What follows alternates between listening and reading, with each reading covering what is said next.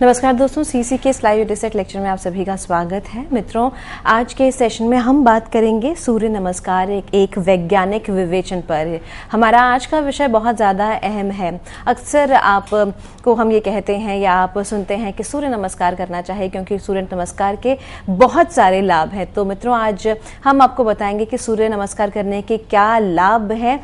हम जानने की कोशिश करेंगे उन 12 तकनीकों को जिनके माध्यम से आप अपने आप को चुस्त दुरुस्त, अपने आप को स्वस्थ रख सकते हैं। क्योंकि कहते हैं कि सूर्य नमस्कार ऊर्जा उत्पत्ति का एक बहुत ही बड़ा साधन सिद्ध होता है और एक तरीके से ये चिकित्सा के रूप में भी इस्तेमाल किया जाता है। तो बताना चाहेंगे इस खास सेशन के लिए एक बार फिर से हमारे साथ हमारे स्टूडियो में मौजूद हैं सोमवीर आर्य जी। सोमवीर आर्य जी योग विशेषज्ञ हैं और इनके बारे में यही बताना चाहूँगी कि ये कोशिश कर रही हैं कि किस प्रकार आप सभी को योग के विभिन्न गुणों से अवगत करें और आपको एक स्वस्थ जीवन की ओर प्रेरित करें। तो आइए तहे दिल से इनका स्वागत करते हैं और सूर्य नमस्कार एक वैज्ञानिक विवेचन, इस पर आज इस खास परिचर्चा के माध्यम से अपने आप को लाभान्वित करते हैं। तो सोमवीर जी, आपको बहुत बहुत स्वागत है। धन्यवाद गीतिका जी। प्रिय विद्यार्थियों, आप सभी का स्वागत है सूर्य नमस्कार के इस व्याख्यान में।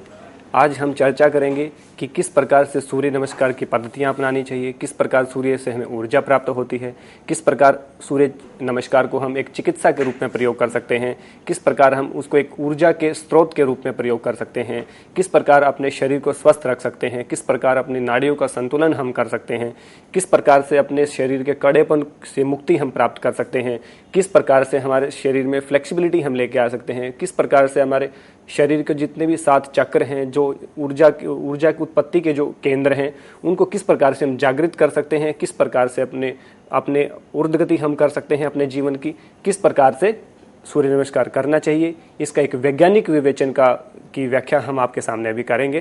तो सबसे पहले हम जानना चाहेंगे कि सूर्य नमस्कार का परिचय क्या है, सूर्य नमस्कार है क्या, सूर्य नमस्कार का शाब्दिक अर्थ क्या है, सूर्य जो सौर परंपरा है उसका अर्थ क्या है, वैदिक काल में सूर्य उपासना का क्या महत्व रहा है, प्राचीन वास्तुकला में सूर्य का संदर्भ क्या रहा है। तो सबसे पहले हम शाब्दिक अर्थ देखते हैं। सूर्य नमस्कार अर्थात सूर्य को नमन या सूर्य को प्रणाम या सूर्य को नमस्कार करने की जो टेक्निक्स हैं उसको हम सूर्य नमस्कार कहते हैं, जिसके अंतर्गत 12 स्थितियों को रखा गया है। यानी कि 12 आसनों का एक क्रम है जिसके अंतर्गत हम सूर्य की उपासना करते हैं, उसकी आराधना करते हैं, उसका अनुष्ठान हम करते हैं। उसके बदले हम ऊर्जा की प्राप्ति करते हैं, ऊर्जा हमें प्राप्त होती है। चूँकि हम आगे बता कि सौर परंपरा, यानी कि सौर परंपरा वो है जो भी पदार्थ सूर्य से ऊर्जा प्राप्त करते हैं वो सौर परंपरा के अंतर्गत रखे जाते हैं। जो हमारा सौर मंडल है जिसमें सारे 9 ग्रह हमारे हैं, वो 9 ग्रह भी हमारे सूर्य से ही ऊर्जा प्राप्त करते हैं। ऊर्जा प्राप्त करने का जो एक ही जो माध्यम है, सशक्त माध्यम है, वो केवल और केवल सूर्य है। सूर्य को ही जगत की आत्मा कहा गया है वेदों में, कि इस पूरे जगत की जो ब्रह्मांड की जो आत्मा है वो सूर्य है और उस सूर्य ही सबको ऊर्जा देता है, सबको आलोकित करता है, सबको प्रकाशित करने का काम सूर्य करता है। और सब सूर्य ही सब ग्रहों को, सबको ऊर्जा और प्रकाश को देने वाला होता है।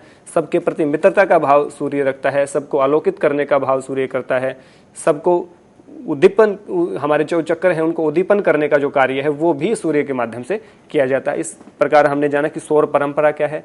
सौर परंपरा का अर्थ है जितनी भी चीजें सूर्य से ऊर्जा प्राप्त करती हैं वो सौर मंडल के अंतर्गत रखी जाती हैं, उन्हें हम सौर परंपरा कहते हैं। इसके बाद हम चर्चा कर रहे हैं कि वैदिक काल में सूर्य की उपासना, कि किस प्रकार से वैदिक काल में भी सूर्य को एक उपासना की पद्धति से पूजा जाता था, किस प्रकार सूर्य की आराधना की जाती थी, किस प्रकार सूर्य की उपासना की जाती थी। आप देखेंगे कि जो राम रहे हैं वो राम भी सूर्य वंश के राजा रहे हैं। उस समय सूर्य का वंश था, सूर्य वंश के राजा रहे हैं जो कि बहुत तेजस्वी, बहुत यशस्वी और बहुत पराक्रमी राजा रहे हैं, जिसका आज तक हमारे सामने हम नाम लेते हैं जिनका। तो श्री राम जी हैं वो भी सूर्य वंश के राजा रहे हैं। उसके अलावा भी जितने ऋषि महर्षि उस समय के हुए हैं उन्होंने सब ने सूर्य की आराधना के लिए सूर्य को रश्मियों का देवता, उद्दीपन करता, प्रकाशक, न जाने कितने नामों से उनको पुकारा है। तो उस समय के जितने ऋषि हैं, जितने राजा रहे हैं, जितने महर्षि रहे हैं या जितने लोग थे, उनकी दिनचर्या में शामिल था कि किस प्रकार से हम सूर्य की उपासना करते हैं। और वो सारे सूर्य के उपासक रहे और सूर्य की उपासना का प्रतिफल जो उनको मिला वो उनका जीवन जो था वो यशस्वी था, उनका जीवन जो था वो पराक्रमी था, उनका जीवन जो था वो प्रकाश और आलोक ऊर्जा से भरपूर जो उनका जीवन रहा, आरोग्यता से परिपूर्ण उनका जीवन रहता था, सदैव सदैव वे एनर्जेटिक रहते थे, ऊर्जावान हमेशा रहते थे। इसका कारण ये रहा। प्राचीन वास्तुकला में सूर्य का संदर्भ हम देखते हैं। हम उड़ीसा में जाएंगे तो कोणार्क का मंदिर जो है, आंध्र प्रदेश में, गुजरात में, कश्मीर में आप जाएंगे तो सूर्य के मंदिर बने हुए हैं, स्पेशल मंदिर हैं सूर्य के, जिसमें सूर्य की ही उपासना होती है। तो आप जब भी यहाँ जाएंगे कभी देखेंगे, आप उड़ीसा में जाएं, आप आंध्र प्रदेश में जाएं, आप मध्य प्रदेश में जाएं, आप गुजरात में जाएं, आप कश्मीर में जाएं, तो आप देखेंगे कि वहाँ पे सूर्य के मंदिर बने हैं। स्पेशल ही वो सूर्य के मंदिर हैं, उसमें सूर्य की आराधना, उसमें सूर्य को एक देवता के रूप में माना है। और देवता किसे कहते हैं? देवता का अर्थ है जो हमें दे, बदले में हमसे कुछ ना ले, यानी कि जो हमें ऊर्जा दे रहा है और बदले में हमसे क्या चार्ज कर रहा है, कुछ चार्ज नहीं कर रहा। जब भी हम देखते हैं, हम एक ट्यूबलाइट हमारे घर में होती है, एक मोमबत्ती हमारे घर में होती है, वो प्रकाश को देती है, लेकिन उसका प्रकाश का जो दायरा होता है बहुत सीमित होता है और वो बहुत कम समय तक वो ऊर्जा रहती है। जब भी लाइट चली जाएगी या बिजली गुल हो जाएगी तो वो अंधकार हो जाएगा, या मोमबत्ती जो है हमारी वो खत्म हो जाएगा, जब उसका मोम जो खत्म हो जाएगा तब वो हमारे को प्रकाश देना बंद कर देगी और बदले में हमारे से उसका चार्ज लिया जाता है। इलेक्ट्रिसिटी का बिल हमारा आता है, या मोमबत्ती खरीदने हम जाएंगे तो उससे दुकानदार हमारे से चार्ज करेगा। यानी कि प्रकाशित तो वो भी कर रही है, प्रकाश तो वो भी दे रही है, लेकिन वो किस प्रकार का प्रकाश है, किस प्रकार की ऊर्जा है, कितना उसका सीमित दायरा है। परंतु सूर्य जो है हमें निरंतर ऊर्जा देता है, निरंतर प्रकाश देता है और उस प्रकाश का कोई मुकाबला नहीं है, किसी प्रकार का कोई उसकी प्रतिस्पर्धा नहीं है और वो के बिल्कुल निःशुल्क है, इसलिए उसको देवता कहा गया है। जैसे चंद्रमा है, शीतलता हमें प्रदान करता है, बदले में हमसे कुछ चार्ज नहीं करता। इसी प्रकार जो केवल देने का जो भाव रखता है, देने का जो कार्य करता है, उसे देवता कहते हैं।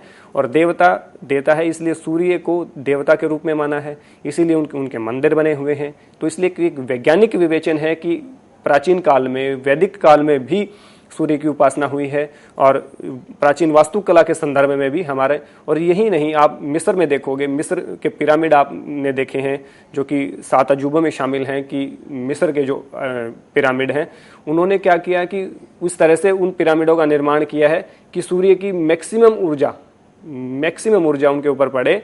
तो उनके अंदर आप देखेंगे उनके राजाओं के शव रखे हैं जो कि आज तक खराब नहीं हुए, हजारों वर्षों से वो ऐसे ही रखे हैं।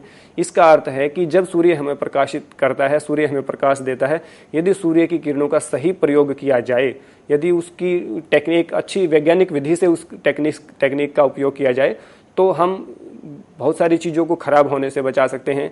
इवन हमारी बॉडी है उसको भी हम बचा सकते हैं। हजारों साल तक आप देखेंगे मिस्र में वो जो राजाओं के शव रखे हैं वो एज इट इज़ रखे हैं, ना उनमें दुर्गंध है, ना उनमें किसी तरह का कोई कीड़ा उनमें लगा है, ना किसी तरह की बदबू उनमें है, ना किसी तरह की विकृति उन शव में आई है। तो इस प्रकार सूर्य जो है वो प्रोटेक्टर का काम करता है, आपको सेफ रखता है हमेशा और सदा और लंबे समय तक, कहेंगे दीर्घ पर्यंत तक आपको सही रखने का जो है वो कार्य सूर्य करता है। इस प्रकार आप देखेंगे कि प्राचीन वास्तुकला में भी सूर्य का संदर्भ रहा है। मिस्र के पिरामिड उसमें शामिल हैं, या फिर हमारे आंध्र प्रदेश का, कश्मीर का, गुजरात का, व आपका उड़ीसा का जो सूर्य मंदिर है वो उसकी एक देन है। इसके बाद हम देखते हैं कि सूर्य नमस्कार जो है, जो 12 तकनीक जो है, 12 आसन जो हम करते हैं, उसके पहले सुझाव क्या हैं, उसके निर्देशन क्या हैं, किसकी निर्देशन में करना चाहिए और किस किस प्रकार की उसमें पूर्व की तैयारियां करनी चाहिए। तो अभ्यास पूर्व की तैयारियों की चर्चा हम करेंगे, आवृत्तियों की संख्या की चर्चा हम करेंगे, अभ्यास का समय व स्थान हम बताएंगे, वह किस प्रकार की सावधानियां आप इसमें रखें, इसकी चर्चा हम इसमें करेंगे। तो अभ्यास पूर्व की तैयारी में सबसे पहले आप अभ्यास करेंगे। तो अभ्यास की पूर्व की तैयारी होती है तो वार्म अप आपने करना चाहिए। ज्वाइंट एक्सरसाइज जितने भी हैं वो हमने करनी चाहिए। सूक्ष्म व्यायाम जिनको हम कहते हैं, जितने भी बॉडी में ज्वाइंट होते हैं, पहले उनको clockwise, anti clockwise, left right, up down, सब दिशाओं में घुमा के और पूरे शरीर को एक वार्म अप कर लें, गर्म कर लें, ऊष्मा आपके शरीर के भीतर भर लें। उसके बाद आप सीधे ही सूर्य नमस्कार की जो 12 पोजीशन है उनको सीधे ना करें, उनको सीधे एकदम से आपके अंदर पारंगतता नहीं आती है और एकदम से आप अभ्यस्त नहीं होते हैं तो उसमें कुछ खराबी की संभावना होती है। तो आप ऐसा कर सकते हैं, जैसे पहला आसन है तो पहले आसन को आप करें, पहले आसन को करते रहें, बीच में फिर दूसरे आसन को आपने कर लिया, तीसरे आसन को कर लिया, या 5वां आसन आप आसानी से कर सकते हैं तो 5वें आसन को कर लिया, 10वें आसन को आप आसानी से कर सकते हो तो 10वें आसन को कर लिया। और इस प्रकार से जब आप सब आसनों में आपकी अभ्यस्तता हो जाती है, सब आसनों को आप आसानी से कर पाते हैं, सब आसनों को आप सुखपूर्वक कर पाते हैं, बगैर किसी परेशानी के आप आसनों को कर पाते हैं, उसके बाद आप वो जो कर्मताल है जो हम आगे जिसकी चर्चा करेंगे उसको आप कर सकते हैं। इस प्रकार से आप कर सकते हैं। खाना खाने से पहले आप इसको करें, सूर्योदय के समय आप इसको आपको करना चाहिए। तो इस प्रकार अभ्यास पूर्व की तैयारी आप कर सकते हैं। आवृत्तियों की संख्या, आवृत्तियों का अर्थ है कितने राउंड उसके हम करें। तो राउंड का सबसे पहले आप 2-3 राउंड से स्टार्ट करके मैक्सिमम आप 108 राउंड इसके कर सकते हैं, यानी कि 108 आवृत्तियां आप इसके कर सकते हैं। लेकिन सबसे पहले आपको आपकी जो बॉडी की कैपेसिटी है, आपका जो सामर्थ्य है, आपकी जो अवस्था है, उसको आप मद्देनजर रखेंगे और किसी योग्य गुरु के निर्देशन में उन आवृत्तियों को बढ़ाएंगे, धीरे धीरे बढ़ाएंगे। जब आपकी बॉडी आपको अलाउ करती है, यानी कि आपकी बॉडी आपको प्रेरित करती है उसको करने के लिए, तभी आप करें। किसी की बहस में या किसी की जिद में या किसी को की दिखावे में आप उसको आके आवृत्तियों की संख्या ना बढ़ाएं। एकदम से स्पीड से ना करें, बहुत स्लो ना करें। वो एक अच्छे निर्देशन में रह के आप इसको सीख सकते हैं, उसमें आप इसको कर सकते हैं। इसके बाद अभ्यास का समय क्या रहना चाहिए, वह स्थान क्या होना चाहिए। स्थान बहुत खुला होना चाहिए, बहुत जहाँ पे सूर्य का प्रकाश आता हो, हवा का आवागमन वहाँ पे आता हो, वेंटिलेशन वहाँ पे अच्छे प्रकार से हो, और बिल्कुल जो कूड़ा करकट है या जो गंदगी है या जो दुर्गंध का जो वातावरण है उससे बिल्कुल दूर होना चाहिए। आपका स्थान बहुत पवित्र होना चाहिए, साफ सुथरा होना चाहिए। किसी प्रकार की मक्खी या मच्छर आपका वहाँ नहीं होना चाहिए, किसी प्रकार का अन्य कीट पतंग वहाँ पे नहीं होना चाहिए। वह समय सबसे उपयुक्त जो समय रहता है सूर्य नमस्कार का, तो सूर्योदय के समय रहता है। जब हम सुबह उठते हैं और सूर्य उदय हो रहा होता है, सूर्य की जो लालिमा हमारे सामने दिख रही होती है, उस समय यदि हम सूर्य नमस्कार करते हैं तो सबसे ज़्यादा लाभ हम प्राप्त करते हैं। कुछ हमारे भाई बहन जो है सूर्य नमस्कार को केवल इतना मानते हैं कि जब भी सूर्य निकलता है वो उठते हैं, एक लोटा पानी का लेके और सूर्य की तरफ करके उसको अर्पित करके वो समझते हैं कि इति श्री, यानी कि सूर्य नमस्कार हो गया और मैंने सूर्य की उपासना कर ली। लेकिन ये भी एक वैज्ञानिक तकनीक है, लेकिन ये कंप्लीट नहीं है। ये एक उसमें भी आप देख सकते हैं कि आप जब पानी को सूर्य की तरफ अर्पित करते हैं तो उस पानी के बीच से आप सूर्य को देखें, यानी कि आपकी आंखों के और सूर्य के बीच में उस पानी का स्थान होना चाहिए। तो वो सबसे अच्छी टेक्निक है। उस टेक्निक को भी बहुत सारे लोग ऐसे ही उसको पानी को अर्पण कर देते हैं, वो गलत है। उस टेक्निक को आप देखेंगे कि पानी और पानी के उस पार सूर्य होना चाहिए, इस पार आपकी आंखें होनी चाहिए। उस प्रकार आप देखेंगे तो आपकी आंखों की लालिमा समाप्त होगी, आपकी आंखों की रोशनी बढ़ेगी, आपके अंदर तेज और ओज का प्रभाव निरंतर बढ़ेगा। इस प्रकार का आप कर सकते हैं। उसके बाद आप जो सूर्य नमस्कार है, सही मायने में जो सूर्य नमस्कार है, जिसको ऋषियों ने ईजाद किया है, जिसको ऋषियों ने रिसर्च करके बनाया है, वो 12 आवृत्तियों वाला सूर्य नमस्कार है। उसको भी आप करेंगे। केवल सूर्य को प्रणाम करना, केवल सूर्य को जल चढ़ाना ही पर्याप्त नहीं है। इसमें ही इति श्री आप ना करें, बल्कि उससे आगे भी जो टेक्निक्स हैं उनका पालन आप करेंगे तो आप पूर्णतः स्वस्थ रहेंगे, आरोग्यता को प्राप्त करेंगे, जिसकी आज जरूरत है, हमारे को नितांत आवश्यकता जिस चीज़ की है। तो अभ्यास का समय मैंने आपको बताया, लेकिन कई व्यक्ति कहते हैं कि सुबह यदि मैं चूक जाता हूँ तो शाम को क्यों करूँ। शाम को भी आपको कर लेना चाहिए। यदि किसी कारणवश आप सुबह नहीं कर पाते हैं तो शाम को आप जरूर करें उसको, यानी कि हर दिन सूर्य नमस्कार आपको करना ही करना है। सूर्य पूरे जगत की आत्मा और सूर्य व्याप्त है, आप इसको कर सकते हैं। फिर सावधानियां किस किस प्रकार की हमें बरतनी चाहिए, क्या क्या सावधानियां होनी चाहिए। तो सावधानी का सबसे मुख्य बात है कि आप खाना खा के इसको नहीं करें। एकदम से कहीं बहुत ज़्यादा हैवी आपने एक्सरसाइज की है या बहुत मेहनत का जो कार्य किया है, तुरंत उसके बाद आप इसको ना करें। इसको करने के लिए आप ढीले ढाले वस्त्र पहने, बहुत टाइट कपड़े आप न पहने, बहुत जिसमें आपका जो शरीर है कसा हुआ हो उस तरह के कपड़े आप न पहने।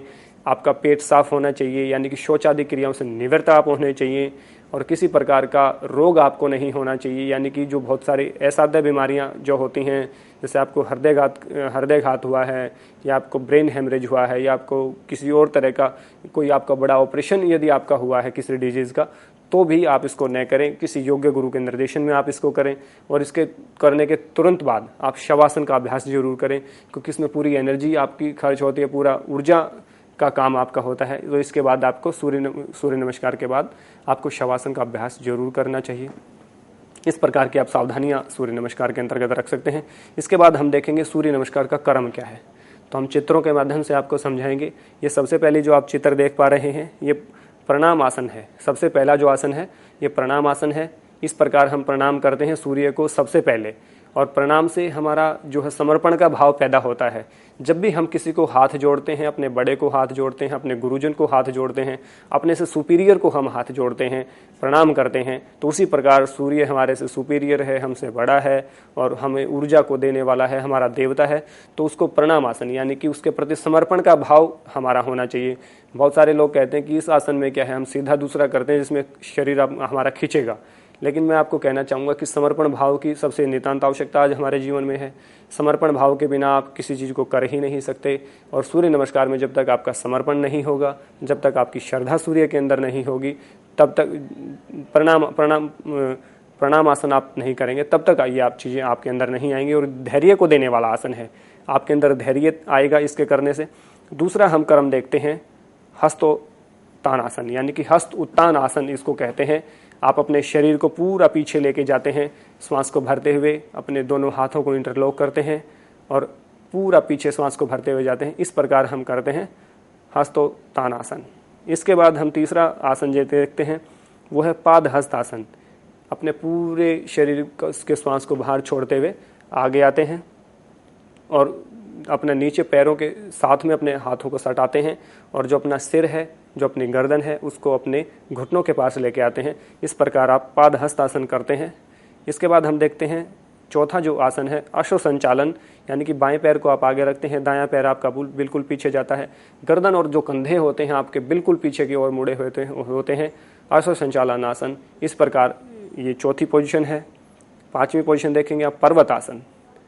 अपने दोनों हाथों को सामने रख के दोनों पैरों की एड़ियां टिकाकर गर्दन को पूरा झुका के छाती के साथ मिलाना और अपने आंखों से अपनी नाभि को देखना, अपनी नेवल को देखना, इस प्रकार का जो आसन है वो आपका पर्वतासन है। ये आपकी पांचवी पोजीशन है। छठी पोजीशन में आप देखेंगे अष्टांग नमस्कार। आप इसको दो तरह से कर सकते हैं। बाईं तरफ आप देखेंगे कि उन्होंने घुटने, छाती और माथा लगा रखा है, यानी कि अष्टांग नमस्कार। आठों चक्रों को उन्होंने समर्पित कर रखा है। इस प्रकार आप अष्टांग नमस्कार कर सकते हैं। जो व्यक्ति इस तरह से सुविधा महसूस ना करें तो साथ में जो शशांक आसन है उसको आप कर सकते हैं। दोनों घुटनों को फोल्ड करके और अपने दोनों हाथों को आगे झुका के माथे को मैट के ऊपर रख के इस प्रकार आप कर सकते हैं। इसको शशांक आसन कहते हैं। अष्टांग नमस्कार में दोनों पोजीशन आप कर सकते हैं। इसके बाद देखेंगे आप भुजंग आसन। भुजंग आसन, कोबरा पोज भी इसको कहते हैं। अपने दोनों हाथों को मैट के ऊपर रख के अपने पूरे हिस्से को, नाभि तक का जो हिस्सा है आप पीछे उठाएंगे, गर्दन बिल्कुल पीछे मुड़ी रहेगी, कंधे बिल्कुल पीछे और पंजे बिल्कुल कड़ाई से बिल्कुल आपके मैट पे टिके रहेंगे। इसके बाद देखेंगे पर्वत आसन। इसके बाद पुनरावृत्ति होती है। पर्वत आसन। पर्वत आसन आपकी 5 नंबर की जो पोजीशन है वही आपकी 8 नंबर की पोजीशन होती है।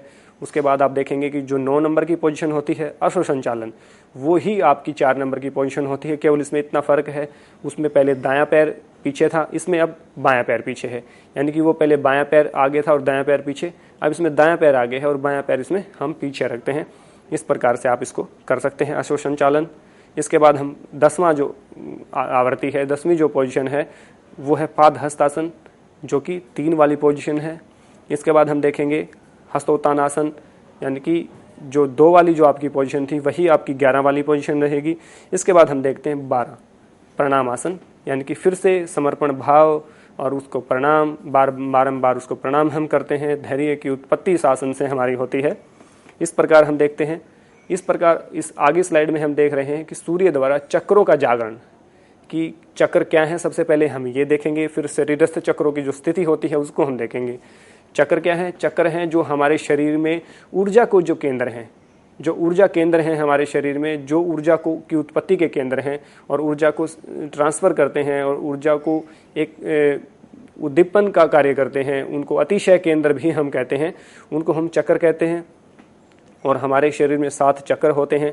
तो आप स्लाइड के माध्यम से भी देख पा रहे हैं कि किस प्रकार शरीरस्थ चक्रों की स्थिति होती है। सबसे पहले मूलाधार चक्र, यानी कि जो रूट है हमारा, सबसे नीचे से हम देखेंगे, उसमें हम रूट है जो हमारा, वो इसमें देखेंगे। आप देख रहे हैं ये रूट हमारा है, इसको हम मूलाधार चक्र कहते हैं, यानी कि जो हमारे बिल्कुल नीचे की स्थिति में नीचे स्थित है। और इसके बाद हम देखेंगे स्वाधिष्ठान चक्र। स्वाधिष्ठान चक्र जो हमारा बिल्कुल नाभि से बिल्कुल नीचे का जो भाग होता है वो हमारा स्वादिष्ठान चक्र का होता है। इसके बाद आप देखेंगे मणिपुर चक्र। मणिपुर चक्र देखेंगे बीच में है, बिल्कुल पेट के बिल्कुल ठीक ऊपर आप देख रहे हैं। उसके बाद अनाहत चक्र जो हमारे हृदय प्रदेश में रहता है बिल्कुल, और उसके बाद विशुद्धि चक्र जो हमारे गले में है। उसके बाद आज्या चक्र जो हमारे माथे में है, और उसके बाद सहस्त्रार चक्र है जो कि हमारे पूरा सिर के जो ऊपरी जो हिस्सा है उसमें स्थित है। इन सभी चक्रों की जो चक्र हैं, इन चक्रों का जागरण हमारा होता है सूर्य नमस्कार के माध्यम से। और इस प्रकार हम मूलाधार से लेके स्वादिष्ठान से लेके मणिपुर से लेके अनाहत से लेके विशुद्धि से लेके आज्या से लेके सहस्त्रार चक्र तक को जागृत करने का जो कार्य है वो सूर्य नमस्कार द्वारा करते हैं। और जिस प्रकार हमारे चक्र जागृत होते हैं ठीक उसी प्रकार हमारी जो ऊर्जा है वो नीचे से ऊपर की ओर ऊर्ध्वगामी होती है, और वो ऊर्जा ऊर्ध्वगामी होते होते हमें हमारे सहस्त्रार चक्र में जब आती है, और वो सहस्त्रार चक्र जब हमारा खुलता है तो हम समाधिस्थ हो जाते हैं, हम मोक्ष की प्राप्ति करते हैं। जो योग का जो परम लक्ष्य है उसको हम प्राप्त करने का जो कार्य है वो करते हैं। जब हमारा मूलाधार चक्र जागृत होता है तो उस समय हमारी जितने भी रिप्रोडक्टिव सिस्टम के जितने भी डिजीज होती हैं वो बिल्कुल समाप्त हो जाती हैं। किसी प्रकार की डिजीज उसमें नहीं रहती, किसी प्रकार का रोग हमारे को नहीं रहता। ठीक उसी प्रकार स्वादिष्ठान चक्र जब हमारा जागृत होता है तो हमारे को पेट का जो पाचन तंत्र हमारा है उसका कोई रोग नहीं होता। ठीक इसी प्रकार मणिपुर चक्र और स्वादिष्ठान जो चक्र जो हैं उनसे हमारी काम करने की जो क्षमता है यानी कि कामुकता है वो भी बढ़ती है, और उसमें हम एक पारंगता हासिल करते हैं। मणिपुर चक्र से हमारे पाचन तंत्र को मजबूती मिलती है। अनाहत जो चक्र होता है हमारे इमोशन को कंट्रोल करता है। हम बहुत ज़्यादा इमोशनल होते हैं यानी कि ईड़ा प्रधान व्यक्ति जब होते हैं तो बहुत सारे रोग हमारे को होते हैं, बहुत सारे कष्ट हमारे को हो जाते हैं। हम इमोशनली बैलेंस नहीं कर पाते अपने आप को, और इमोशनली बैलेंस नहीं कर पाते तो हम इनबैलेंस हो जाते हैं, जिससे कि हमारे बहुत सारे विकार हमारे शरीर में आ जाते हैं। अवसाद हमारे को घेर लेता है, चिंता हमारे को घेर लेती है, डिप्रेशन में हम चले जाते हैं। तो हम आपके इमोशन को जो कंट्रोल करने का काम करता है वो अनाहत चक्र करता है, अनाहत चक्र करता है। अनाहत चक्र के बाद आप देखेंगे विशुद्धि चक्र, यानी कि आपकी वाणी में ओज जो आती है, आप जो बहुत अच्छा बोलते हैं, आपकी आवाज़ को सुनना लोग पसंद करते हैं, वो ओज का प्रभाव होता है। वो आपका विशुद्धि चक्र जब जागृत होता है तो आपके शरीर में ओज की प्राप्ति होती है, आपकी वाणी में ओज आता है। और जैसे ही ओज आता है तो आपका जो थायराइड और जो पैराथाइड जो ग्लैंड है वो एक्टिव होता है उसके करने से, और थायराइड और पैराथाइड ग्लैंड के एक्टिव होने से आपके पूरे शरीर का जो संतुलन है वो सही रहता है, बैलेंस रहता है। किसी प्रकार का इनबैलेंस वो नहीं आता, उसमें असंतुलन नहीं आता, तो सारा शरीर आपका वो है बैलेंस में रहता है। इसी प्रकार जब आज्या चक्र हमारा जागृत होता है तो बुद्धि का जो स्तर है वो बहुत आगे बढ़ जाता है। बहुत सूक्ष्म से सूक्ष्म जो विषय हैं उनको भी हम आसानी से समझ पाते हैं, और उनको आसानी से समझ के ग्रहण करके हम उनको कंठस्थ रख सकते हैं, उनको बुद्धि में रख सकते हैं। इस आज्या चक्र जब जागृत होता है तो हमारी 3 प्रकार की बुद्धि का जो स्तर होता है, तामसिक, राजसिक और सात्विक। तो सबसे पहले तामसिक और जो राजसिक जो है वो आपकी तामसिक तमोगुण प्रधान है, जो कि आपको किसी प्रकार की क्रियाशीलता से रोकता है, किसी भी प्रकार की क्रियाशीलता को नहीं आने देता, वो रोकता है, उसकी समाप्ति होती है। उसके बाद जब राजसिक जो प्रवृत्ति होती है बुद्धि की, राजसिक प्रवृत्ति होती है वो बहुत चंचल होती है, आपकी बुद्धि को स्थिर नहीं रहने देती, वो चलायमान रखती है, इधर चल रहे हो उधर चल रहे हो। तो इस प्रकार वो आपकी बुद्धि को अस्थिर रखने का कार्य राजसिक प्रवृत्ति करती है। लेकिन जब आपका आज्या चक्र जागृत होता है तो आपकी जो सत्व गुण प्रधान जो बुद्धि होती है वो जागृत होती है, और वो सत्व प्रधान जो बुद्धि होती है वो मोक्ष को प्राप्त करने के लिए, अध्यात्म मार्ग में प्रेरित करने के लिए आपको अग्रसर रहती है। इस प्रकार आप सहस्त्रार जब चक्र जागृत होता है तो आप मोक्ष की प्राप्ति कर लेते हैं, तो तमाम तरह के विकार आपके समाप्त हो जाते हैं। कुंडलिनी शक्ति जो होती है जो मूलाधार में हमारी होती है, और इन 7 चक्रों के भेदन को पार करके वो सहस्त्रार चक्र तक पहुंचती है, तो वो कुंडलिनी शक्ति का जागरण होता है। और जो कुंडलिनी शक्ति का जागरण है हठ योग में उसी को योग कहा है कि अपनी कुंडलिनी शक्ति को जागृत करना ही हठ योग का उद्देश्य है। इस प्रकार आप देखते हैं कि अपने मूलाधार चक्र से लेके अपने सहस्त्रार चक्र तक आप सभी चक्रों का भेदन करके, उस चक्रों को भेदन करके आप अपना मोक्ष की प्राप्ति कर सकते हैं, कुंडलिनी को जागृत आप कर सकते हैं। इस प्रकार आप सूर्य नमस्कार के आपको फायदे हैं, चक्रों को जागृत करने का काम सूर्य नमस्कार आपका करता है। इस प्रकार आप आगे देखेंगे कि सूर्य नमस्कार द्वारा सूर्य नमस्कार के किस आसन द्वारा कौन सा चक्र आपका जागृत होता है। सबसे पहले देखेंगे प्रणाम आसन, जो कि पहला आसन है, उससे आपका अनाहत चक्र जागृत होता है, जो कि आपका हृदय प्रदेश में स्थित होता है, वो चक्र आपका उससे जागृत होता है। आपके जो इमोशंस होते हैं वो बैलेंस रहते हैं। इससे आपके सारे जितनी भी भावनाएं होती हैं, भावनाओं को कंट्रोल करने का कार्य आपका अनाहत चक्र करता है। और प्राणायाम आसन से आपकी सारे इमोशन कंट्रोल होते हैं, सारे भावनाएं आपकी कंट्रोल होती हैं, जिससे कि आप किसी प्रकार के अवसाद, चिंता, डिप्रेशन आदि की रोगों से बच सकते हैं, मानसिक रोगों से। इसके बाद देखेंगे हस्तोत्तान आसन से आपका विशुद्धि चक्र जागृत होता है। विशुद्धि चक्र जागृत होने से मैंने आपको बताया कि विशुद्धि चक्र जो है हमारे थायराइड और पैराथायराइड ग्लैंड को बैलेंस करता है, वो उसको सम रखता है और उस आपकी आवाज़ में ओज लेके आने का जो कार्य है वो विशुद्धि चक्र द्वारा होता है, वो आपका जागृत होता है।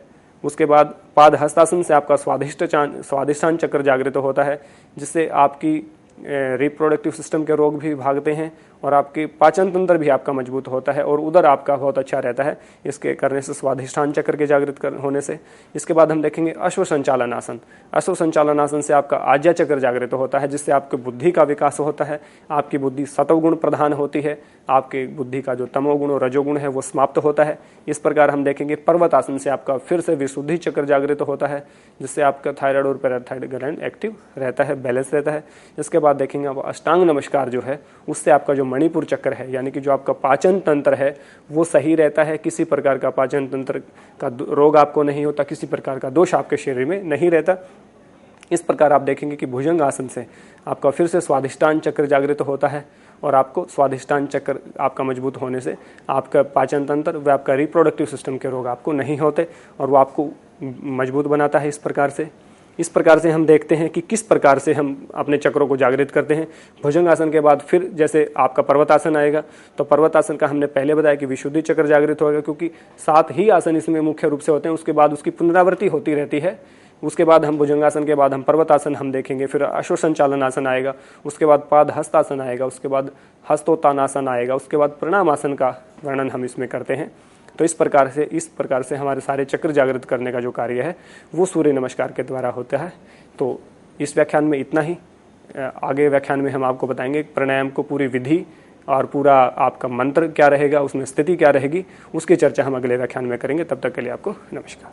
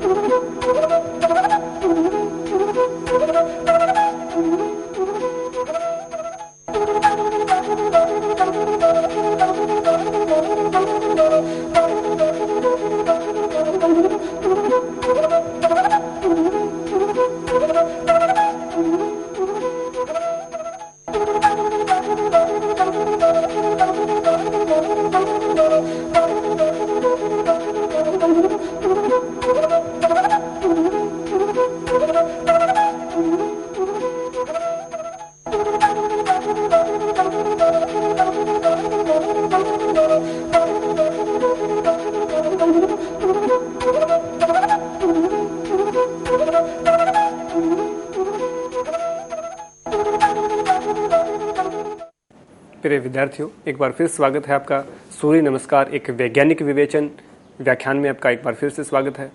अब हम पढ़ेंगे सूर्य नमस्कार की विधि क्या है, उसके मंत्र क्या है और उसकी स्थिति क्या रहेगी और श्वसन की स्थिति आपकी क्या रहेगी, उसके प्रभाव क्या रहेंगे, उसके लाभ क्या रहेंगे, किस ऑर्गन पे क्या प्रभाव पड़ता है और किस प्रकार के रोग से लड़ने की क्षमता हमारे को देता है। इस प्रकार की चीज़ों की व्याख्या हम इस व्याख्यान में हम कर रहे हैं। तो सबसे पहले देखेंगे आप सूर्य नमस्कार विधि, मंत्र व प्रभाव। सबसे पहला जो प्राणायाम आसन है, आप स्लाइड के माध्यम से भी देख सकते हैं। प्राणायाम आसन में आप देखेंगे सबसे पहले जो मंत्र होता है, हम बोलेंगे ओम मित्राय नमः, अर्थात हे सबके जो मित्र है हो, जो सबको मित्रतावत रखते हो, सबको सूर्य का प्रकाश समान रूप से मिलता है और मित्र वही होता है जो सबको समान भाव से देखता है। तो हे मित्रवत सूर्य आपको प्रणाम, मित्रों के मित्र आपको प्रणाम।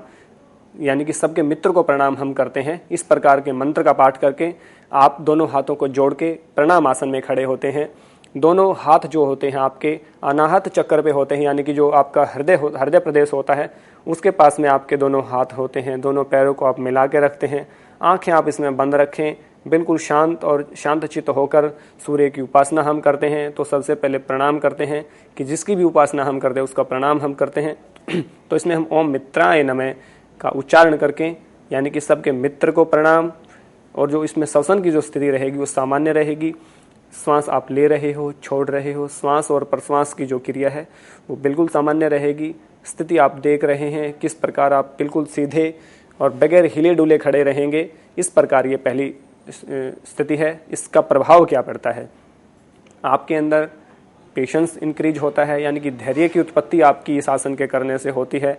आपके भीतर धैर्य आता है, आपके अंदर मानसिक शांति आती है, आपके अंदर जो आपकी जो गतिशीलता है, आपकी जो चंचलता है, यानी कि आपका जो रजोगुण है, रजोगुण प्रभावी नहीं रहता। रजोगुण की कमी होकर आपकी सत्वगुण आपका बढ़ता है, और सत्वगुण बढ़ने से आपके अंदर आध्यात्मिक उन्नति होती है। आप तमाम तरह के मानसिक रोगों से बचते हैं। आपको तमाम तरह के जितनी भी भीषणताएं होती हैं उनसे आप मुक्ति प्राप्त करते हैं। तो इस प्रकार आप देखते हैं कि सबसे जो सामान्य जो आसन आपको दिख रहा है वो आपके धैर्य को इंक्रीज कर रहा है। आपके क्रोध को खत्म करने का जो कार्य है वो प्रणाम आसन से आप कर रहे हैं। किस प्रकार से आपके पूरे शरीर को बैलेंस करने का काम कर रहा है। ग्रेविटी अपना काम करती है, लेकिन आप सीधे खड़े हैं तो जो शरीर की जो ऊर्जा है वो ग्रेविटी में खर्च नहीं हो रही, बिल्कुल सामान्य से आप खड़े हो। और इसका जो लाभ है वो आपको बताया कि किस प्रकार से आपके सभी ऑर्गन्स के ऊपर काम करता है, पूरे आपके नर्वस सिस्टम पे काम करता है, पूरे आपके रिप्रोडक्टिव सिस्टम पे आपका काम करता है। पूरे सारे जितने भी चक्र हैं, जितने भी हमारे कार्य हैं, उन सब के ऊपर इसका प्रभाव पड़ता है। बिल्कुल सामान्य आसन है, सबसे आसान आसन आपको लगता है, लेकिन इसमें धैर्य से खड़े रहने से आपका धैर्य बढ़ता है, आपका पेशेंस लेवल बहुत बढ़ता है, और आपको बहुत सारा तमाम तरह के जितने भी मानसिक विकार आपके होते हैं या आध्यात्मिक परेशानियां जितनी आपकी होती हैं वो समाप्त होने का कार्य इसके माध्यम से किया जाता है। इस प्रकार आप देखेंगे कि इसका प्रभाव पड़ता है, इसके लाभ ये मिलते हैं हमारे को। इससे आगे हम देखते हैं जो दूसरा आसन है, हस्तोत्थान आसन।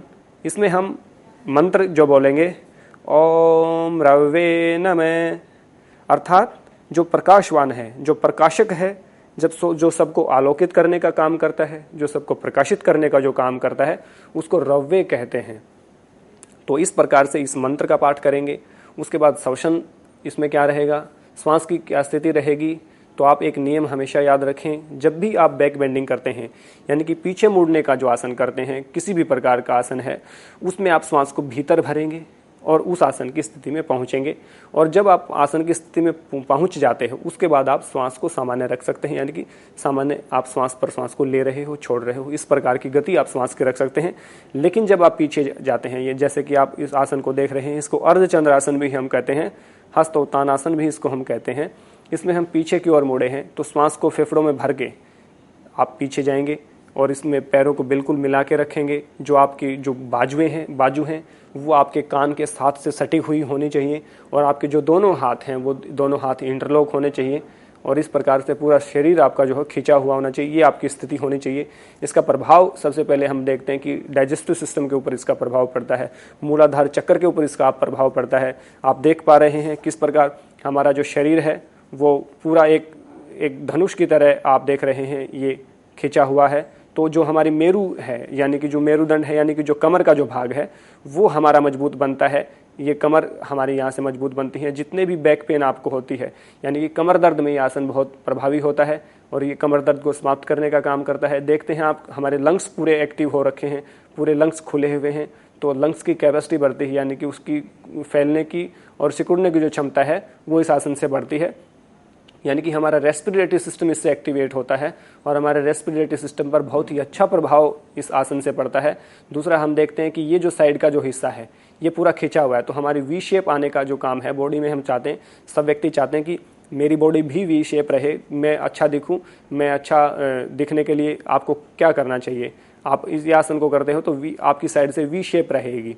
और यहाँ से आप चौड़े रहेंगे, यहाँ से थोड़ा सा आपका कंजस्टेड हो जाएगा आपका शरीर, तो आपकी वी शेप रहेगी, जो आपको लोग आपको देखेंगे तो आपको लगेगा कि बहुत अच्छा आपका शरीर है। इसी प्रकार आप कंधे आपके हैं, कंधे आपके पीछे मुड़े हुए हैं, गर्दन आपके पीछे मुड़ी हुई है, उससे आपको कभी भी सर्वाइकल की प्रॉब्लम नहीं होती। आपका विशुद्धि चक्र भी जागृत होता है, इससे अनाहत चक्र भी जागृत होता है।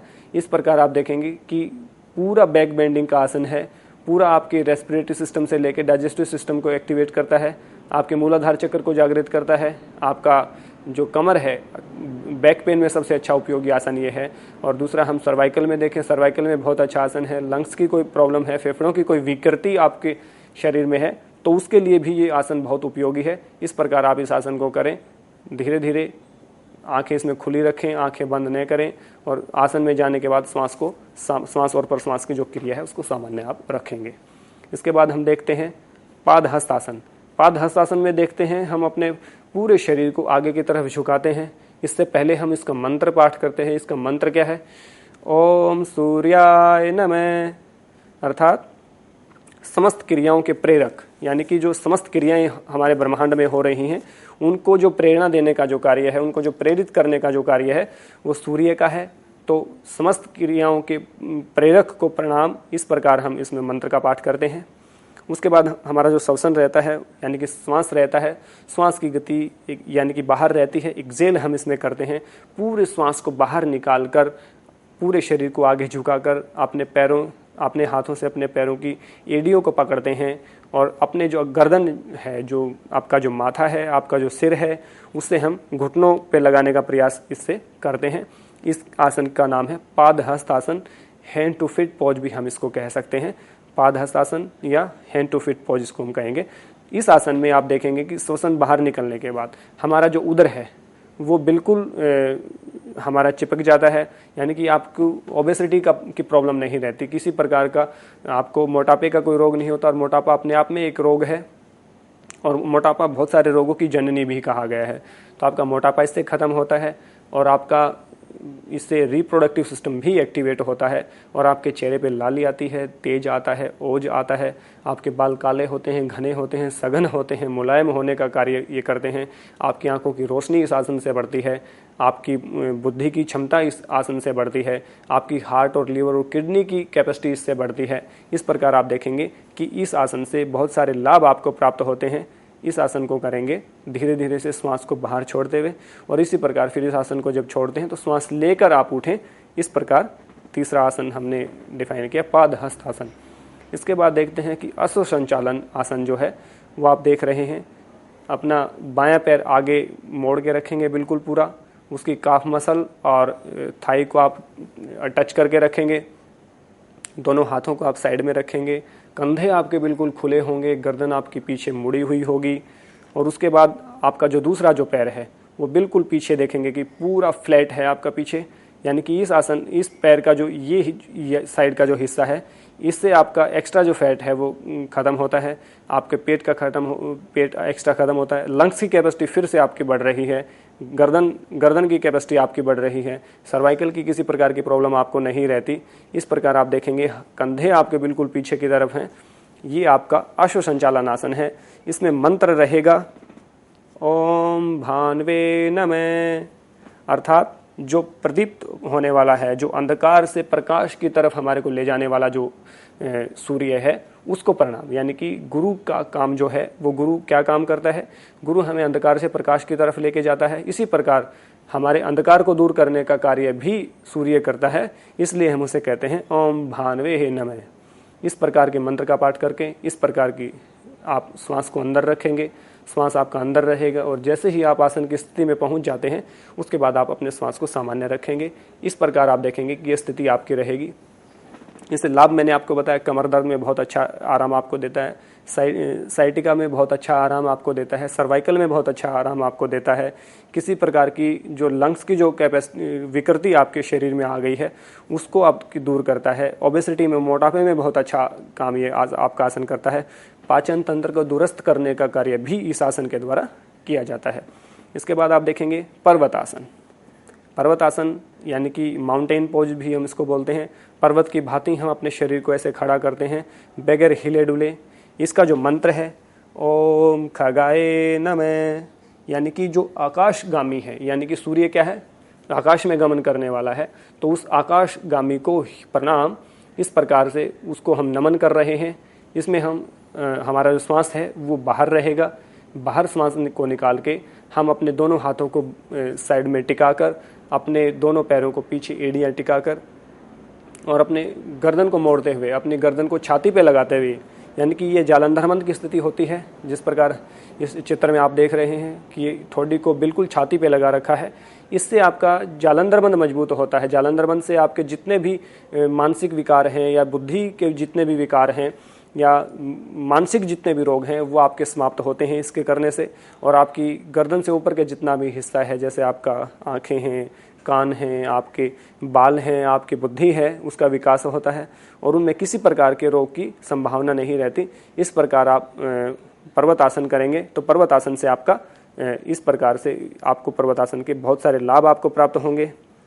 प्रभाव आपका पड़ता है, आपका इससे हार्ट की मसाज एक तरह से होती है। आप देखेंगे कि पूरा ऊपर की तरफ ब्लड का सर्कुलेशन होता है, ऊपर के अंगों की तरफ ब्लड का सर्कुलेशन होता है और आपके जो कंधे होते हैं मजबूत बनते हैं, ताकतवर बनते हैं, उनमें सौवष्ठ्य आता है और जो आपकी कमर है वो आपकी चौड़ी बनती है, बिल्कुल उसको एक्सटेंड होती है, उसका विकास होता है और आपकी छाती का भी इसी प्रकार विकास होता है और आपकी जो बॉडी का जो साइड का जो हिस्सा है वो वी शेप में आने का कार्य इस आसन द्वारा होता है।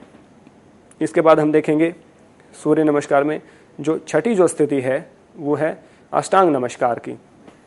अष्टांग नमस्कार को हम दो तरह से कर सकते हैं। एक पहला जो हमारे पंजे, हमारे घुटने, हमारे छाती, हमारा माथा जिसमें टिका हुआ होता है, और दूसरा जो शशांक आसन आप देख रहे हैं, इसमें दोनों पैरों को आप मोड़ करके, दोनों जो पाँव को मोड़ करके पीछे उनके ऊपर अपने हिप्स रखेंगे, अपने नितंब को उसके ऊपर रखेंगे और अपने छाती को आगे लेके आते हुए माथे को आप योगा मैट के ऊपर रखेंगे और दोनों हाथों को पूरा फैलाने का कार्य आप करेंगे। इस प्रकार से जब देखते हैं आप तो उसमें पूरा ब्लड का सर्कुलेशन, यहाँ डाइजेस्टिव सिस्टम के ऊपर बहुत ज़्यादा काम करता है, रिप्रोडक्टिव सिस्टम के ऊपर बहुत ज़्यादा काम करता है ये आसन। यहाँ पे देख रहे हैं आप घुटनों पे बंद लग गया, इससे कि नीचे से आपका ब्लड का सर्कुलेशन बंद हो चुका है, यानी कि जो आपका ब्लड का सर्कुलेशन है वो ऊपर के अंगों की तरफ यानी कि रिप्रोडक्टिव और डाइजेस्टिव सिस्टम के पास रहता है। और हार्ट और लीवर की मसाज करने के लिए जितना उपयुक्त ये आसन है उतना अन्य कोई आसन नहीं है। आपके मोटापे को भी खत्म करने का कार्य ये आसन करता है, आपके पाचन तंत्र को मजबूत ये आसन करता है, आपका हार्ट, लीवर, किडनी और लंग्स जो हैं उनकी कैपेसिटी को बढ़ाने का जो कार्य है वो इस आसन द्वारा किया जाता है। आपके फेस पे ग्लो आता है, आपकी आंखों में की रोशनी बढ़ती है, आपकी कानों की श्रवण शक्ति आपकी बढ़ती है, बुद्धि का विकास आपका होता है, कानों की श्रवण शक्ति आपकी बढ़ती है, बाल काले, घने, सघन, मुलायम और रेशमी आपके होते हैं। इस प्रकार के इतने अनन्य लाभ इस आसन से आपको प्राप्त होते हैं। इसका जो मंत्र है वो हम कहेंगे ओम पूष्णे नमः, अर्थात सबका जो पोषक है, यानी कि सबको जो पोषण देने का कार्य करता है। पोषण हमारा कौन करता है? जिस प्रकार माता पिता हमारा पोषण करते हैं, लालन पालन करते हैं, जिस प्रकार एक टीचर हमारा पोषण करता है, उसी प्रकार सूर्य भी हमारा पोषण करने वाला होता है, हमारे को बढ़ाने वाला होता है, हमारी देखरेख करने वाला होता है। उस पोषण करने वाले को नमन करते हैं। इस प्रकार से आप इस आसन को करेंगे। इसके लाभ मैंने आपको बताए। इसके बाद का जो आसन है, सातवीं जो पोजीशन है वो भुजंग आसन है, यानी कि कोबरा पोज भी हम इसको कहते हैं। इसका जो आसन है भुजंग आसन बहुत ही अच्छा आसन है। इसका जो मंत्र है वो है ओम हिरण्यगर्भाय नमः, अर्थात हिरण्यगर्भ कहते हैं जो सृष्टि की उत्पत्ति में जो सृष्टि की उत्पत्ति हुई तब जो हुए आदि, जिनका नाम है आदि परमात्मा, जिनको हम कहते हैं भगवान कहते हैं, यानी कि सृष्टि की उत्पत्ति के समय जिनकी उत्पत्ति है उनको हम हिरण्यगर्भ कहते हैं। जैसे योग के प्रवर्तक के रूप में भी हम कहते हैं, अर्थात अष्टांग योग का जब वर्णन आता है कि अष्टांग योग के आदि प्रवक्ता कौन है, तो अष्टांग योग के आदि प्रवर्तक के रूप में हम कहते हैं कि हिरण्यगर्भ है। मतलब जो वैदिक जो परंपरा है हिरण्यगर्भ है, उसकी परंपरा के संवाहक माने जाते हैं। अर्थात जब भी योग की परंपरा का उद्भव माना जाता है, दो प्रकार की परंपराएं हैं, एक वैदिक परंपरा, एक हठयोग परंपरा। हठयोग के भगवान शिव को माना गया है और जो वैदिक योग जो परंपरा है उसमें हिरण्यगर्भ को योग का आदि प्रवक्ता माना गया है। इस प्रकार से आप श्वसन, आपका जो श्वास लेने का जो तरीका है वो आप श्वास को इनहेल करेंगे, यानी कि श्वास को भीतर भरेंगे, और अपने नाभि तक के शरीर को पीछे उठाएंगे। आपका दोनों हाथ मजबूती से सामने टिके रहेंगे। आपके कंधे जो हैं वो फैलेंगे, आपके कंधे फैलते हुए, और आपकी जो गर्दन है वो बिल्कुल पीछे की तरफ मुड़ी हुई। इससे आपका जो बाहुबल है, जो प्राय युवा कहते हैं कि हमें अपनी ताकत बढ़ानी है या अपने शरीर को मजबूत करने का जो कार्य है, अपनी बाजुओं को मजबूत करने का कार्य करना चाहते हैं, या फिर अपनी छाती को मजबूत करने का जो कार्य करते हैं, अपने पेट को मजबूत करने का जो कार्य करते हैं, उनके लिए सबसे उपयुक्त आसन है भुजंगासन, कोबरा पोज। कमर दर्द के लिए, सर्वाइकल के लिए सबसे अच्छा आसन है आपका।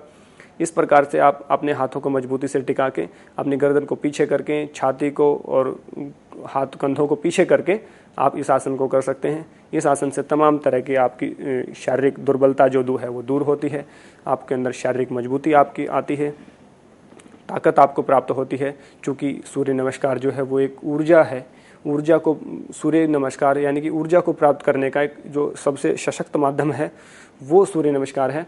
उस सूर्य से ऊर्जा जो प्राप्त करने की जो विधि है उसकी हम चर्चा कर रहे हैं। तो आपको ऊर्जा प्राप्त होती है, आपको ताकत प्राप्त होती है। इस प्रकार से आप भुजंगासन का अभ्यास करेंगे। मैंने मंत्र आपका इसको बताया। इसके बाद आपकी जो 8वीं जो पोजीशन है वो फिर वही, यानी कि पर्वत आसन की पोजीशन है। पर्वत आसन में आप रहेंगे। पर्वत आसन, माउंटेन पोज जिसको हम कहते हैं, इसका जो मंत्र है वो कहेंगे ओम मरीचय नमः, अर्थात सूर्य जो हमारे रश्मियों को प्रणाम, यानी कि सूर्य की जो रश्मियाँ होती हैं, जो किरणें होती हैं, जो हमारे को प्रकाशित करने का जो काम करती हैं, आलोकित करने का जो कार्य करती हैं, उनको भी प्रणाम हम करते हैं, उनको भी नमन हम करते हुए इस आसन को करेंगे। इस आसन के लाभ हमने पहले भी आपको बताए हैं कि आपके हार्ट, लिवर, किडनी, लंग्स को एक्टिवेट करता है। थायराइड और पैराथायराइड ग्लैंड को एक्टिव करने का कार्य इस आसन के द्वारा होता है। और आपका जितनी भी आपकी जैसे फोड़े फुंसियाँ होते हैं या जिस प्रकार के आपके स्किन प्रॉब्लम होती हैं उनको दूर करने का कार्य भी इस आसन द्वारा किया जाता है। आपके हाथों में मजबूती आती है, वी शेप आपकी बॉडी की बनती है, आपकी कमर जो है वो पीछे से बहुत चौड़ी होती है, यानी कि बहुत ताकतवर बनती है, और आपके छाती का भी विकास इससे होता है, और आपके रिप्रोडक्टिव सिस्टम को भी इससे लाभ मिलता है आपका। इस प्रकार आप इसको पर्वतासन को करेंगे। इसके बाद हम देखते हैं अश्व संचालन, यानी कि जो 9वीं पोजीशन है वो अश्व संचालन की है। इसका जो मंत्र है ओम आदित्याय नमः, अर्थात अदिति सुत जो है, जो सीमा रहित है, जिसकी कोई सीमा नहीं है, अर्थात सूर्य की कोई सीमा नहीं है, जिसको हम किसी सीमा में नहीं बांध सकते, उसको हम सीमा रहित कहते हैं, अदिति कहते हैं। उसकी प्रार्थना करते हैं, उसकी उपासना करते हैं, उनको नमन करने का कार्य अश्व संचालन आसन में हम करते हैं 9वीं पोजीशन में। इसमें श्वसन की क्रिया वही, आपके पीछे मुड़ रहा है शरीर, तो आपको श्वास को भीतर भरना है। श्वास को भीतर भर के जाएंगे। पहले जो चौथी जो आसन की जो पोजीशन थी, जो आपका चौथा जो आसन है वो भी अश्व संचालन आसन है। उसमें हमने बाएं पैर को पहले आगे किया था, इसमें हमने दाएं पैर को पहले आगे किया और बाएं पैर को हमने पीछे किया है। इस प्रकार से, जिस प्रकार से हमने बाएं पैर को मजबूती दी, इस प्रकार हम दाएं पैर को मजबूती दे रहे हैं, और दाएं पैर को हमने पीछे किया, बाएं पैर को हमने पीछे किया है इसमें। इसी प्रकार आपके रिप्रोडक्टिव सिस्टम से लेकर डाइजेस्टिव सिस्टम से लेकर आपका रेस्पिरेटरी सिस्टम बहुत एक्टिव हो रहा है इस आसन में। आपकी छाती की कैपेसिटी बढ़ रही है, आपकी लंग्स की कैपेसिटी बढ़ रही है। सर्वाइकल और बैक पेन में बहुत ही उपयोगी आसन ये है। इस प्रकार से आप इस आसन को करके भी आप लाभ प्राप्त कर सकते हैं, ऊर्जा को प्राप्त करने का कार्य कर सकते हैं। 10वीं जो पोजीशन है, 10वां जो अभ्यास है वो पादहस्त आसन, यानी कि जो तीसरा पोजीशन है और जब 10वीं पोजीशन है वो सेम है, उसको हम पादहस्तासन कहते हैं। इसका जो मंत्र है ओम सावित्रे नमः, अर्थात सूर्य की उद्दीपन शक्ति को प्रणाम, यानी कि जो हमारे चक्रों को जागृत करने का जो काम करता है, उद्दीपन करने का जो कार्य जो करता है, उनको प्रकाशित करने का जो कार्य करता है, उसको हम नमन करते हैं, उसको हम प्रणाम करते हैं, उसकी हम उपासना करते हैं। इस प्रकार का भाव हम इसमें रखते हैं पादहस्तासन में। इसमें श्वसन वही, बाहर श्वास छोड़ेंगे आप, दोनों हाथों से अपनी एड़ियों को पकड़ेंगे और अपने सिर को प्रयास करेंगे अपने घुटनों से लगाने का। श्वास बिल्कुल बाहर होना चाहिए आपका, बिल्कुल तनाव रहित स्थिति आपकी होनी चाहिए। आपके हार्ट, लिवर, किडनी, लंग्स पे काम करता है, आपकी आंखों की रोशनी बढ़ती है, आपका ओज और आपका तेज बढ़ाने का कार्य इस आसन से किया जाता है। इस प्रकार आप इस आसन से लाभ प्राप्त कर सकते हैं पादहस्तासन से। इसके बाद आप देखेंगे कि हस्तो उत्तान आसन। हस्तो उत्तान आसन 11वीं पोजीशन, और दूसरी पोजीशन भी हमारे शरीर की यही रहती है और 11वीं पोजीशन भी आपकी यही रहेगी। इसका जो मंत्र है ओम अर्काय नमः, यानी जो प्रशंसनीय है, यानी कि जिसका सीधा संबंध ऊर्जा से है, उसको हम नमन करते हैं, उसको हम प्रणाम करते हैं, उसकी हम आराधना करते हैं, उसकी हम स्तुति करते हैं। इस प्रकार का भाव करके आप ओम अर्काय नमः का मंत्र का पाठ करके अपने श्वास को भीतर भर के अपने समस्त शरीर को पीछे की तरफ खींचेंगे।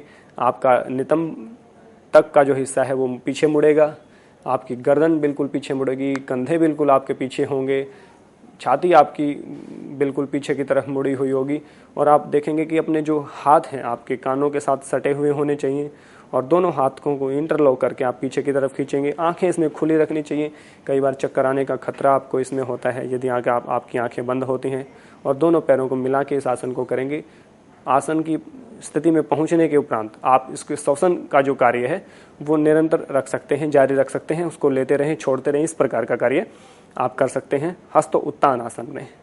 12वां जो आसन है और जो पहला आसन है वो सेम है, यानी कि प्रणाम आसन। उसका जो मंत्र है ओम भास्कराय नमः, अर्थात आत्मज्ञान का जो प्रेरक है, यानी कि हमारे आत्मज्ञान को बढ़ाने का जो कार्य है, हमारे धैर्य को जो बढ़ाने का कार्य है, उसको हम नमन करते हैं, उसको हम प्रणाम करते हैं, उसकी हम वंदना करते हैं, हम उसकी स्तुति करते हैं। इस प्रकार के मंत्र पाठ करके सामान्य श्वास प्रश्वास की क्रिया के साथ बिल्कुल शांत मन चित्त से आप खड़े रहेंगे।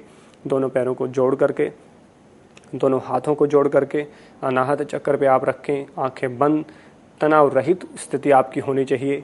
इसका जो प्रभाव आपके शरीर में पड़ता है, आपके धैर्य को बढ़ाता है, आपके पेशेंस लेवल को इंक्रीज करने का कार्य ये आसन करता है, आपके इमोशंस को बैलेंस रखने का कार्य करता है, यानी कि आपकी भावनाओं को संतुलित करने का कार्य ये आसन करता है। इसी प्रकार आपके भीतर जो मानसिक अशांति हो रखी है, उस मानसिक अशांति को शांति में तब्दील करने का या कार्य जो है, परिवर्तन करने का जो कार्य है, वो प्राणायाम आसन के द्वारा किया जाता है। इस प्रकार हमने देखा कि 1 से 12 तक जो स्थितियां हैं, 12 जो आसन की पोजीशन है, उसको हम सूर्य नमस्कार कहते हैं। सूर्य से ऊर्जा प्राप्त करने का सबसे सशक्त माध्यम है।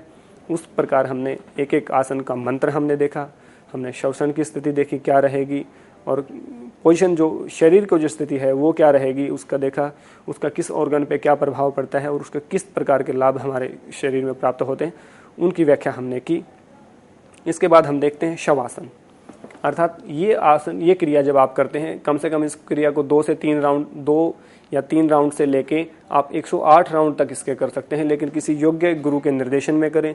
किसी बीमारी की अवस्था में किस प्रकार करना चाहिए वो आप उस निर्देशन में रह के पूछें गुरु के। अकेले आप इसको ना करें, प्रतिस्पर्धात्मक इसको ना रखें, बहस में या जिद में आप इसको ना करें। सारी चीज़ों का ध्यान आप रखें, श्वास की प्रक्रिया का आप ध्यान रखें, तनाव का आप ध्यान रखें कि किसी प्रकार का तनाव आपके शरीर में ना हो। तो इस प्रकार आप देखते हैं शव आसन। शव जैसे कि नाम से ही विदित होता है, यानी कि जो मृत जो शरीर होता है उसको हम शव कहते हैं, यानी कि शव आसन। जैसे कि मृत शरीर पड़ा होता है, किसी प्रकार की मूवमेंट उसमें नहीं होती, किसी प्रकार की हलचल उसमें नहीं होती, उसको हम शव आसन कहते हैं। शव आसन में आप इसको करने के बाद लेटेंगे, यानी कि शिथिलीकरण का आसन है। 3 प्रकार के आसन हमारे बताए गए हैं। सबसे पहला ध्यानात्मक आसन, यानी कि मेडिटेटिव पोज होते हैं। दूसरे जो आसन होते हैं संवर्धनात्मक आसन होते हैं, यानी कि स्ट्रेचिंग पोज के जितने आसन हैं, आगे पीछे मुड़ने के जो आसन हैं, उनको हम स्ट्रेचिंग पोज में रखते हैं, यानी कि शरीर के संवर्धनात्मक आसन के रूप में रखते हैं। और जो तीसरे जो आसन है वो है शिथिलीकरण के आसन, यानी कि जिसमें शरीर को शिथिल किया जाए, यानी कि रेस्टिंग पोज उसको हम बोलते हैं। तो रेस्टिंग पोज में सबसे पहला किसी आसन का नाम आता है तो शवासन है, मकरासन है, बालासन आदि आसन है, सुखासन है। उस प्रकार से हम करें तो पूरे अपने पैरों को फैला के, पूरे दोनों हाथों को फैला के, हथेलियां आसमान की तरफ करके बिल्कुल शांत चित्त से लेट जाएं। किसी प्रकार की बॉडी में कोई मूवमेंट आपकी ना हो, और अपने धीरे धीरे आप विजुलाइज करें कि मेरे पैर सही हैं। पैरों से आप ध्यान लेके आएँ कि मेरे पैर सही हैं, मेरी पिंडलियां सही काम कर रही हैं, मेरे घुटने बिल्कुल सही हैं, किसी प्रकार का खिंचाव, किसी प्रकार का तनाव उनमें नहीं है, किसी प्रकार का दर्द उनमें नहीं है। इसी प्रकार आप थाइज के ऊपर अपना ध्यान लेके आएँ कि मेरी जो दोनों थाइज हैं, जो जंघा हैं, वो बिल्कुल सही नहीं है, किसी प्रकार का तनाव, किसी प्रकार का खिंचाव उनमें नहीं है। इसी प्रकार आप रिप्रोडक्टिव सिस्टम के ऊपर ध्यान करें कि मेरा जो रिप्रोडक्टिव सिस्टम है वो बिल्कुल सुचारू रूप से अपना कार्य कर रहा है, तमाम विकार उसके खत्म हो रहे हैं और उसकी कार्य क्षमता में वृद्धि हो रही है। इस प्रकार का आप ध्यान करेंगे। इसके बाद आप देखेंगे कि आपका पेट का, उदर का, heart, liver, kidney, lungs, thyroid और पैराथायराइड जो ग्लैंड है, आपकी बुद्धि है, जो आपका जो सहस्त्रार चक्र है, आंखें हैं, उसके ऊपर आप इसी प्रकार का ध्यान लेके आएंगे तो आप एक पूरे अपने आप को शिथिलीकरण में पाएंगे। बिल्कुल आप अपने शरीर को रेस्ट की मुद्रा में पाएंगे। इस प्रकार आप शवासन का अभ्यास इस आसन के बाद जरूर, सूर्य नमस्कार के बाद जरूर करें। उसके बाद हम देखते हैं कि सूर्य नमस्कार का जो चिकित्सीय सिद्धांत है, यानी कि किस प्रकार से चिकित्सा में इसको प्रयोग किया जा सकता है, उसका हम देखते हैं। सबसे पहले उसकी चर्चा करते हैं। नाड़ियों में जो असंतुलन हमारा होता है, 72,000 नस नाड़ियाँ हठियों के आचार्यों ने मानी है। भगवान शिव ने 3,50,000 नाड़ियों की व्याख्या की है अपनी शिव संहिता में, और उनमें से सबने 3 को प्रमुख माना है, ईड़ा, पिंगला और सुषुम्ना। ईड़ा यानी कि जो बाई नासिका से श्वास जाता है, पिंगला यानी कि जो दाई नासिका से श्वास जाता है, और सुषुम्ना जो दोनों नासिकाओं के एक साथ हमारा श्वास हमारे भीतर आता और जाता है, उसको हम सुषुम्ना नाड़ी कहते हैं। तो इसमें किस प्रकार के दोष उत्पन्न होते हैं? जो हमारी ईड़ा नाड़ी होती है वो चंद्रमा को रिप्रेजेंट करती है, जो पिंगला होती है वो सूर्य को रिप्रेजेंट करती है। इस प्रकार उनमें असंतुलन होता है। तो हम देखेंगे ईड़ा प्रधान जन्य व्याधियां क्या क्या हैं। यानी यदि आपकी ईड़ा नाड़ी जो है, ईड़ा नाड़ी का यदि आपका प्रभावी है, वो तो किस प्रकार के रोग आपके शरीर में होते हैं? चिंता, अवसाद, कोलाइटिस आपको होता है, किसी प्रकार का डिप्रेशन आपको हो सकता है, किसी प्रकार का चिंता यानी कि अवसाद में आप रह सकते हैं, डिप्रेशन आपको जितना होता है, अकर्मण्यता का भाव, किसी प्रकार के काम करने का भाव न होना, इस प्रकार की जो चीज़ें हैं वो आपकी ईड़ा नाड़ी से हम आपको मिलती हैं। उसके बाद आप देखेंगे कि गतिशीलता की कमी यानी कि तामसिक गुण आपके प्रभावी रहते हैं, इस प्रकार के रोग आपके होते हैं। पिंगला नाड़ी प्रधान जन्य व्याधियाँ हैं, वो क्या क्या हैं? यानी कि आपके अंदर बहुत सारी गतिशीलता रहती है, आपको हाई ब्लड प्रेशर रहता है, आपको क्रोध बहुत रहता है, आपको चिड़चिड़ापन बहुत रहता है। इस प्रकार से आप एक काम में मन नहीं लगा सकते, बहुत गतिशील रहते हैं, चंचलता आपके भीतर बहुत रहती है इस प्रकार से। और गतिशीलता के कारण आपके बहुत सारे काम छूट जाते हैं या बहुत कामों को अच्छे से आप नहीं कर पाते। इस प्रकार पिंगला प्रधान जन्य जो व्याधियाँ हैं इस प्रकार हमारी होती हैं। और सूर्य नमस्कार द्वारा नाड़ियों का पुनर्संतुलन किस प्रकार किया जाता है? यानी कि जब हम हमारा सूर्य नमस्कार करते हैं उसमें हम Ford bending, back bending, balancing और शिथिलीकरण के आसन का अभ्यास करते हैं तो हमारी नाड़ियों में संतुलन आता है। यानी कि ईड़ा के समय पे ईड़ा चलनी चाहिए और पिंगला के समय पे पिंगला चलेगी और सुषुम्ना के समय पे सुषुम्ना चलेगी। तो उन नाड़ियों के पुनर्संतुलन के लिए, यानी कि जो जीवन का जो दोहरा पक्ष है उसको बैलेंस करने के लिए, योग का उद्देश्य ही आपको बैलेंस करना है, यानी कि संतुलन। तो नाड़ियों में संतुलन लेके आने का कार्य जो है वो आपका सूर्य नमस्कार द्वारा किया जाता है। इसके बाद देखेंगे आप स्लाइड में सूर्य नमस्कार द्वारा निम्न रोगों का उपचार हमारा किया जाता है। उसमें जैसे मुहासे हैं, फोड़े फुंसियाँ जिनको होती हैं, रक्त की जो कमी होती है, कम भूख जो जिन लोगों को लगती है, दुर्बलता जिन लोगों के शरीर में है, स्थूलता जिनके शरीर में यानी कि मोटापा है, कम विकास जिनके शरीर का हुआ है, गठिया जिनको है, सिर दर्द जिनको रहता है, अस्थमेटिक जो लोग हैं, फेफड़ों की विकृतियां जिनको रहती हैं, अपच जिनको रहती है, कब्ज जिनको रहती है, निम्न रक्तचाप का रहता है, मृगी का दौरा जिन लोगों को आता है, मधुमेह यानी कि डायबिटीज जिन लोगों को होती है, एक्जिमा यानी कि त्वचा संबंधी रोग जिनको होता है, सोराइसिस जिनको होता है, सर्दी जुकाम आदि जितनी डिजीज हैं उनमें सूर्य नमस्कार बहुत अच्छा काम करता है। महिलाओं के जो मासिक धर्म की अनियमितता है उसमें सूर्य नमस्कार बहुत अच्छा कार्य करता है। जैसे चिंता है, अवसाद है, डिप्रेशन है, विक्षिप्त है, वो मनोवृत्तियां हैं हमारे शरीर की, उनको सही करने का जो कार्य है वो सूर्य नमस्कार के द्वारा किया जाता है। इस प्रकार आप सूर्य नमस्कार को करके, सूर्य नमस्कार एक वैज्ञानिक विवेचन है, सूर्य नमस्कार को आप मंत्र के साथ, स्थिति के साथ, श्वसन के साथ सही करें तो आप तमाम बीमारियों से छुटकारा पाएंगे, आप अपनी नाड़ियों में संतुलन पाएंगे और आप अपने एक आरोग्यता से परिपूर्ण जीवन को जीने का कार्य जो है वो कर पाएंगे। इसलिए आप सभी आप अपने व्यवहार में इसको लेके आए और इसका अभ्यास करके आप रोगों से मुक्त होकर एक आरोग्यता से परिपूर्ण जीवन जिए। इस प्रकार के उद्देश्य के साथ आपका सभी का धन्यवाद, नमस्कार। और हम धन्यवाद देना चाहेंगे सुंगवीर आर्य जी को। एक बार फिर से उन्होंने हम सभी को लाभान्वित किया, हमें एक नया मार्ग प्रशस्त किया। उम्मीद करते हैं आप सभी आज सूर्य नमस्कार को जान पाए होंगे, समझ पाए होंगे कि ये क्यों महत्वपूर्ण है। तो मित्रों, आप इसे अपनी ज़िंदगी में शामिल करें और निरंतर इन लाइव एडुसेट लेक्चर्स को देखते रहें, क्योंकि हमारा यही प्रयास है, हमारी यही कोशिश है कि हम आपको ऐसी सामग्री उपलब्ध कराएं जो कई बार खोजने पर भी प्राप्त नहीं होती है। तो आप अपनी प्रतिक्रिया, अपने सुझाव हमें लिख सकते हैं। हमारी मेल आईडी है info.cc@nic.in। आप सभी से फिर मुलाकात होगी, तब तक के लिए नमस्कार। नमस्कार।